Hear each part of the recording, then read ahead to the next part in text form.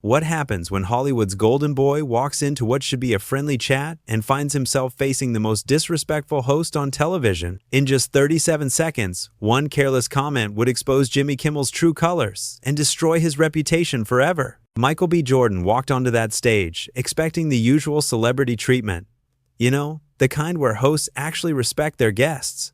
But what he got instead was something nobody saw coming. The audience had no idea they were about to witness one of the most shocking meltdowns in talk show history. Picture this. The lights are bright, the crowd is cheering, and Michael walks out with that $1 million smile we all love. He's wearing a sharp black suit, looking like the superstar he island. The audience goes wild. They adore this guy. And why wouldn't they? He's talented, he's humble, and he's never been in any drama before this night. Jimmy Kimmel is sitting behind his desk with that fake smile he always puts on. You can already tell something feels off. The way he's looking at Michael isn't friendly. It's like he's sizing him up for something bad. Michael sits down in the guest chair and waves to the crowd. They're still cheering. He looks genuinely happy to be there. This is supposed to be fun, right? Just two guys having a conversation about movies and life. Nothing complicated. But Jimmy starts talking, and right away you can hear it in his voice. There's this edge to it, this nastiness that he's trying to hide behind jokes. So, Michael, Jimmy says, leaning back in his chair like he owns the world, I have to ask you about something that's been bothering me. Already? That's weird. What kind of host starts an interview by talking about what's bothering them? Michael just smiles and nods, being polite like he always island. You've been in a lot of action movies lately, Jimmy continues, and I keep wondering, do you actually do any of the stunts yourself? Or do you just stand around looking pretty while other people do the real work? The audience gets quiet. That wasn't a normal question. That was an insult disguised as a question. Michael's smile falters for just a second, but he handles it like a pro. Well, Jimmy, Michael says calmly, I actually do a lot of my own stunts. I train really hard for these roles.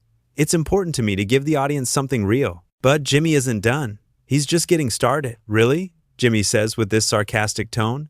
Because from what I hear, you spend more time in makeup than you do actually acting. Is that true? Now the audience is starting to look uncomfortable. Some people are shifting in their seats. This isn't how interviews are supposed to go. Michael is still trying to be professional, but you can see he's getting frustrated. I'm not sure where you're hearing that, Michael says, and his voice is a little tighter now. I take my craft very seriously. I work with some of the best directors in Hollywood, and they wouldn't hire me if I wasn't doing the work. Jimmy laughs. But it's not a nice laugh. It's mean and mocking. Oh, come on, Jimmy says, waving his hand dismissively. Let's be honest here. You got famous for being good-looking, not for being a great actor. Isn't that right? The studio goes dead silent. Even the camera crew looks shocked. This is live television, and Jimmy Kimmel just insulted one of Hollywood's biggest stars to his face. Michael's jaw tightens, and for the first time, he looks genuinely angry. That's pretty disrespectful, Michael says, and his voice is calm, but there's steel in it. I've been acting since I was a kid. I've worked my way up from small roles to where I am now. It wasn't because of my looks. But Jimmy is on a roll now. He's like a bully who smells blood in the water. Sure, Jimmy says mockingly. But let's talk about your personal life. Word is, you're pretty difficult to work with behind the scenes. Care to comment on that? Michael stands up. The audience gasps. Nobody expected this. He's not yelling or making a scene, but you can tell he's had enough. Where exactly are you getting this information? Michael asks. And now his voice is getting louder. Because none of that is true, and you know it. Jimmy grins like he's enjoying this, like he planned for this exact moment. Oh, I have my sources, Jimmy says smugly. Hollywood's a small town, Michael. People talk. That's when Michael realizes what's happening. This isn't an interview gone wrong. This is an ambush. Jimmy planned this whole thing. He wanted to humiliate Michael on live television for some twisted reason. You know what? Michael says, looking directly at Jimmy. I came here as your guest. I came here to have a conversation, not to be attacked by someone who clearly has some kind of personal problem with me. The audience starts murmuring. They're on Michael's side now. They can see that Jimmy is being completely unreasonable, but Jimmy doesn't care. He's lost control, and he's about to make it so much worse. Jimmy's eyes light up with this sick satisfaction. He can see that Michael is getting upset, and instead of backing down like any decent human being would do, he decides to push even harder. Personal problem? Jimmy repeats, pretending to be shocked. Michael, I'm just asking the questions that everyone wants to know. Isn't that what good hosts do? The audience is not buying it. You can hear some people actually booing now. They came here to see their favorite actor, not to watch him get bullied by some guy who thinks he's funny. Michael takes a deep breath. He's trying so hard to keep his cool, but Jimmy is making it impossible. No, Michael says firmly. Good hosts treat their guests with respect. They don't ambush them with lies and rumors. Jimmy leans forward, and his fake smile gets even more annoying. Lies and rumors? Jimmy says, acting all innocent. I'm just repeating what I've heard from very reliable sources in the industry. What sources? Michael demands. Name one person who told you I was difficult to work with. Jimmy waves his hand like the question doesn't matter. I can't reveal my sources, Jimmy says. That's journalism 101. This isn't journalism, Michael shoots back. This is you trying to make yourself look important by tearing down someone who's actually accomplished something. The crowd starts clapping. They're supporting Michael now, and Jimmy is starting to look like the villain he really islanded. But instead of realizing he's messed up, Jimmy doubles down. Accomplished? Jimmy says with a sneer. You mean like getting handed roles because of your pretty face? Michael's hands clench into fists. Any normal person would have walked off the stage by now, but Michael is trying to handle this like a professional. He's better than Jimmy deserves. I earned every role I've ever gotten, Michael says, and his voice is shaking with anger now. I auditioned just like everyone else. I worked with acting coaches. I studied the craft. But apparently none of that matters to you. Jimmy shrugs like he doesn't care about facts. Look, Jimmy says, I'm just saying what everyone in Hollywood is thinking.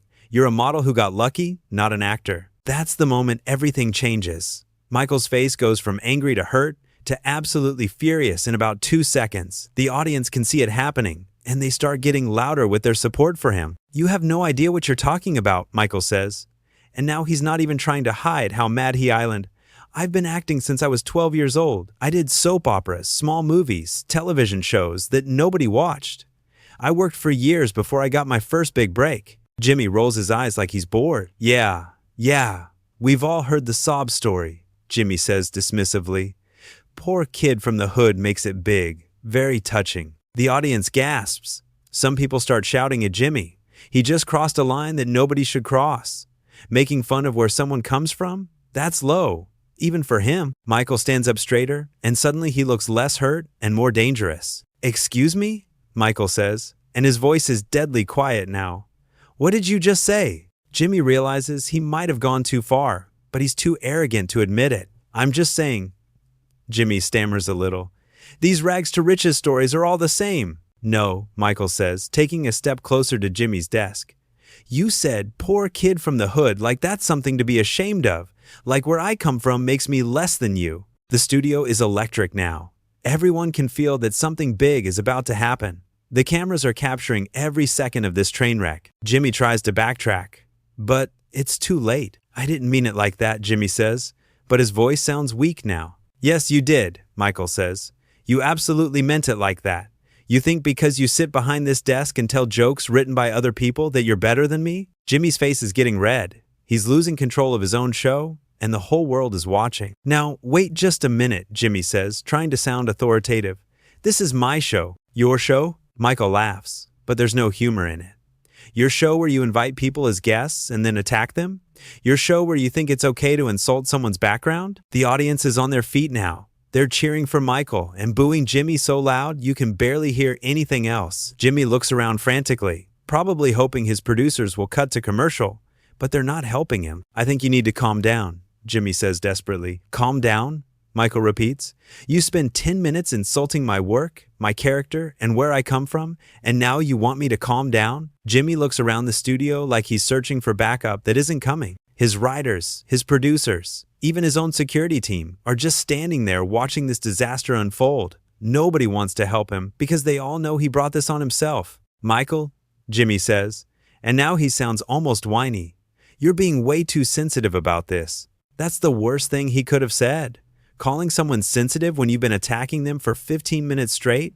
Michael's eyes flash with pure anger. Sensitive? Michael says, and his voice carries across the entire studio. I'm being sensitive because I don't want to sit here and let you disrespect me and everyone who looks like me. The audience erupts. They're not just clapping anymore. They're shouting support for Michael. Some people are standing on their chairs.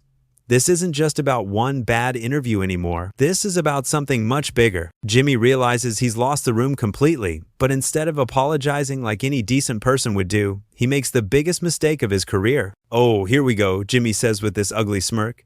"Now you're gonna make this about race?" The entire studio goes dead silent. You could hear a pin drop. Even the cameras seem to stop moving. Everyone knows that Jimmy just said something unforgivable. Michael stares at him for a long moment. When he speaks, his voice is calm again, but there's something terrifying about that calmness. "I didn't make this about race," Michael says slowly. "You did. The moment you decided to mock where I come from. The moment you decided that a successful black actor couldn't possibly have earned his success." Jimmy's face goes white. He finally realizes what he's done, but it's way too late to fix it. "I never said anything about race," Jimmy protests weakly. "You didn't have to," Michael replies. "Every word out of your mouth tonight has been dripping with the assumption that I don't deserve to be here, that I'm somehow less legitimate than other actors. Why do you think that is, Jimmy?" The question hangs in the air like a challenge. Jimmy opens his mouth to answer, but nothing comes out. He's been exposed, and everyone in that room knows it. "I'll tell you what I think," Michael continues. "I think you invited me here tonight specifically to try to tear me down. I think you planned this whole thing because seeing a young black man succeed makes you uncomfortable." "That's not true," Jimmy says desperately, but his voice cracks. "Isn't it?" Michael asks. "Because I've been watching your show for years, Jimmy. I've seen how you treat other guests. I've never seen you attack anyone the way you've attacked me tonight." The audience starts chanting Michael's name.